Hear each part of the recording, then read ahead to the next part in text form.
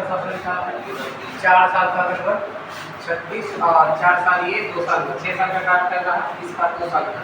इसने अफगानिस्तान में सत्ता परिवर्तन यानी कि अखंड भारत का जब बात किया जाता है उसने क्या किया था, बंगाल, ठीक है, उसके बाद अफगानिस्तान, पाकिस्तान तो है ही है पहले, इसको मिला करके शेष भारत, तो उस समय बंगाल विभाजन भी नहीं हुआ था। बंगाल विभाजन कब हुआ है? 1905, ठीक है, 1905 में बिल आया था बंगाल विभाजन का। तो बांग्लादेश यानी भी इसी में शामिल था, अखंड भारत। अब 1905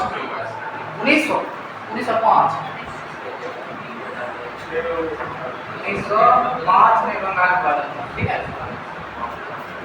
तो मोहम्मद खान को हटाकर शाह शुजा को गद्दी देना, अफगानिस्तान में अपना कद बढ़ाना चाहता था अंग्रेज, जिसके कारण क्या हुआ, वहाँ मोहम्मद खान के साथ इसका युद्ध हो गया। तो प्रथम अंग्लो अफगान युद्ध स्टार्ट हो गया। अब इसका कारण हो गया तो विफलता, यानी कि ब्रिटिश को इसमें जीत नहीं मिल सकी। इसने फिर इसको ध्यान हटा करके भारत की ओर ध्यान लगाया, तीर्थ यात्रा पर टैक्स समाप्त किया।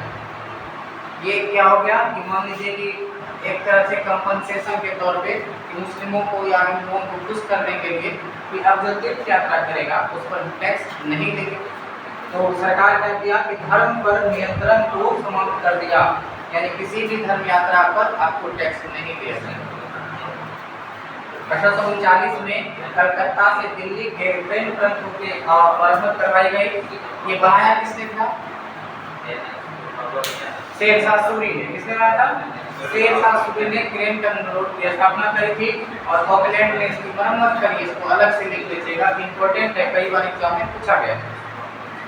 कहता है भारतीय विद्यार्थियों को विदेश में जाकर चिकित्सा के लिए पढ़ाई करने की अनुमति ब्रिटिश संसद ने दिया। किसके शासनकाल में? ऑकलैंड के शासनकाल में। तो कुछ इनके मुख्य काम जो है यहाँ पर नोट किए गए, इसको समाप्त करते हैं। दूसरा है लॉर्ड एडिनबरो। एडिनबरो का कार्यकाल है 1842 से 44 तक। प्रथम अंग्लो अफगान युद्ध समाप्त हो गया, यानी ये जो युद्ध था इसके शासनकाल में समाप्त होता है और सिंध को ब्रिटिश में मिला लिया जाता है। सिंध को ब्रिटिश में मिला लिया जाता है। सिंध पर विजय का पेपर नेपियर ने लिखा था, इसको याद रखिएगा, नेपियर ने लिखा था। और इसने एक लाइन कहा था इसने कि इसमें अफगानी तूफान का ये जो था कि रोक लगा दिया, कुछ था ये एडिनबरो, जिसने कि इसे पूर्ण रूप से उन्मूलन कर दिया। अब है नेक्स्ट काम है दास प्रथा, बहुत इंपोर्टेंट। उन्मूलन के लिए इसके साथ समय के साथ हुआ था कि दास नहीं रख सकते, यानी किसी भी व्यक्ति को अपने यहाँ बंधुआ मजदूर नहीं बनाया जा सकता है, कम से कम उसके मौलिक अधिकार का हनन नहीं कर सकते हैं आप। यानी पहले क्या सिस्टम था, किसी को भी 10,000 5,000 में खरीद लीजिए और पूरा जिंदगी आप उससे काम ले सकते हैं किसी भी तरह का। अलग अलग बिक्री हुआ करता था, महिलाओं का पुरुषों का अलग अलग बिक्री होता था और उसको अपने पास वक्त जिंदगी भर रखिएगा, वो काम करेगा आपके लिए सेवा करने के बाद। ये वाली सिस्टम जो है किसी व्यक्ति के मौलिक अधिकार का हनन कोई नहीं कर सकता है, इस कथन पर इसने जोड़ दिया और दास प्रथा को पूर्ण रूप से खत्म कर दिया।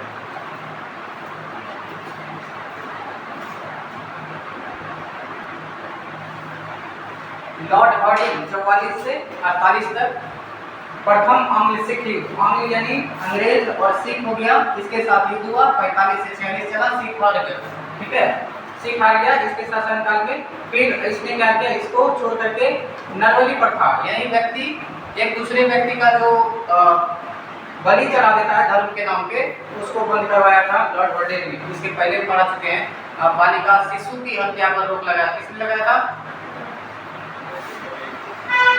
कल बताए थे ना, सब कॉपी पर रखना शुरू कर देते हैं, घर में देखना ही नहीं है एक बार भी। इसने नरबली प्रथा पर रोक लगाई थी। वयस्क पुरुषों की हत्या, महिलाओं की हत्या पर रोक लगाया था। बालिका पर हत्या लगाने वाले बेंटिक थे, विलियम बेंटिक के बारे में बताए थे। द्वितीय आंग्ल सिख युद्ध, द्वितीय आंग्ल सिख युद्ध 48 से 49 तक लड़ा गया। इसमें भी सिख हार गए थे, इसी के शासनकाल में हुआ था यह घटना और पंजाब को फिर से ब्रिटिश शासन में मिला लिया गया। जैसे ही हारा था कंपनसेशन के रूप में ब्रिटिश ने मिला दिया, ये नियम ही था। अब है इसके आगे लॉर्ड डलहौजी के लिए कि पंजाब में ब्रिटिश शासन को मिलाने के बाद इसने क्या किया, कोहिनूर हीरा जो था, जो भारत का सबसे प्रसिद्ध हीरा यानी दुनिया का सबसे प्रसिद्ध हीरा है, उसको ब्रिटेन की महारानी विक्टोरिया को भेज दिया गया। इसकी बात अभी भी उठती है कि इसको वापस लाना है, तो उधार का चीज है। और ब्रिटिश क्राउन में जो ताज वो पहनती है अभी भी वही हीरा लगा हुआ है, आज के डेट में वही हीरा लगा, तो उधार का हीरा है ना, भारत का ही हीरा है, उसको वापस लाने की बात हो रही है। तो द्वितीय आंग्ल बर्मा युद्ध म्यांमार के साथ 1852 में हुआ। इसी समय लड़ा गया, किसके समय में, डलहौजी के समय में। इसके शासन में बहुत महत्वपूर्ण चीज हुआ है, रेलवे का भी काम होगा 53 ईस्वी में, क्योंकि यहाँ 56 है ना, तो 53 में रेलवे का भी सबसे पहला रेलवे कहाँ से कहाँ चला था, मुंबई में चला था, थाने के बीच। तो वही चीज जो है इसलिए शासन काल में होगा, आगे दिखाएंगे। अभी है कि लोअर बर्मा, जैसे बर्मा से युद्ध जीत गया तो फिर ब्रिटिश का हिस्सा बनेगा वो, तो अब यहाँ लोअर यानी कि निचला हिस्सा, बर्मा जो है पहाड़ी इलाका है, ठीक है, तो निचला हिस्सा क्या हुआ इसका मिला लिया गया अंग्रेजी शासन में। पीटू क्षेत्र है अंग्रेजी राज में मिला लिया गया।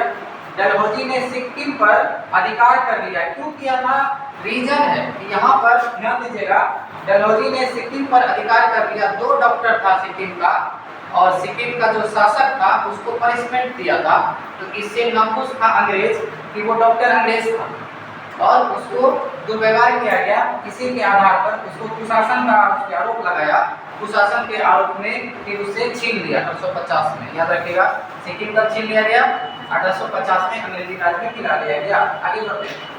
1852 में इनाम कमीशन की स्थापना करी है, यानी कि जो जमीन ऐसे ही पड़ा हुआ है जिसका कोई टैक्स नहीं भरा जा रहा, यानी सरकार को उसका टैक्स नहीं जा रहा है, तो क्या हुआ कि इनाम कमीशन की स्थापना करके वैसे भूमि को ढूंढ करके क्या करना है कि वापस ब्रिटिश सरकार में मिला लेना है, छीन लेना है जिसके हक में है। डलहौजी का सबसे विवादित कार्य था वेबकट का सिद्धांत, जिसमें कहा गया था अगर आपके अपने पुत्र नहीं हैं, अगर आपके अपने पुत्र नहीं हैं तो वह राज्य आपका नहीं रहेगा, वो ब्रिटिश शासन का हिस्सा होगा। तो इस आधार पे बहुत राजा ऐसे थे जिसके अपने पुत्र नहीं थे, दत्तक पुत्र लेने का रिवाज था, तो दत्तक पुत्र नहीं लेने का वो वैध नहीं माना गया, अवैध घोषित किया गया और राज्य को अंग्रेजी राज्य में मिला दिया जाता था। इस सिद्धांत को वेबकट का सिद्धांत या डॉक्ट्रिन ऑफ लैप्स कहते हैं।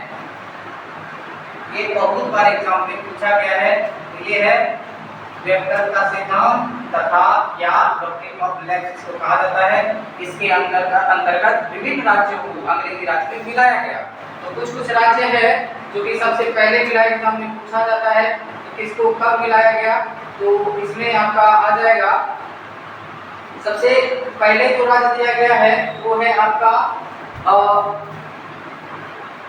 रामनगर दिया गया, लेकिन रामनगर तो होना नहीं चाहिए, इसमें गलती है, चेक करना पड़ेगा इसको। 7 से 8 राज्यों को मिलाया गया है इसमें। 1856 में कुशासन का आरोप लगा करके अवध को तो मिलाया गया था, ये सही है, अंग्रेजी राज्य में मिला दिया गया। इसके आगे भी लिखा है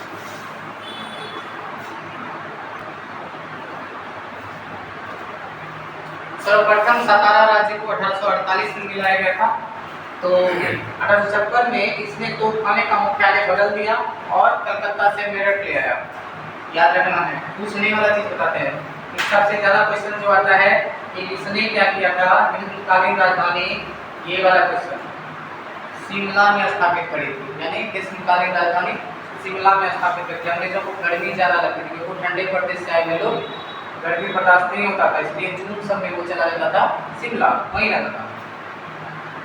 आम आदमी को रखने का रिवाज नहीं था, वहाँ लिखा था इंडियन और नॉट अलाउड, डॉग एंड और इंडियन नहीं आ सकता यहाँ, कुत्ते और भारतीयों के लिए कोई जगह नहीं।